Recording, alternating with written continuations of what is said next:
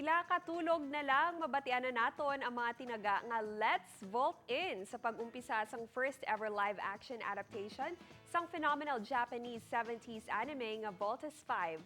Ang Voltes 5 Legacy sa Lunes na May 8 sa GMA Telebabad. Sunugani kay Miguel Tan Felix nga si Steve Armstrong sa Voltes 5 Legacy, hindi lang ang mga OG fans ang mag-enjoy sa Pinoy version ng Voltes 5, kundi pati man ang new generation o kung Gen Z. Sigurado ang kapuso actor nga mangin excited ang kabataan nga magpapuli halin sa school. Combination man sang kasadya, kasubo, excitement, kag tanan nga emosyon ang feels nga dalasong serye.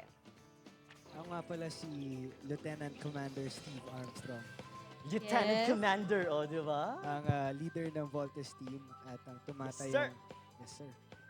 Tumatay yung kuya ng dalawang kapatid ko na si Big Bird and Little John.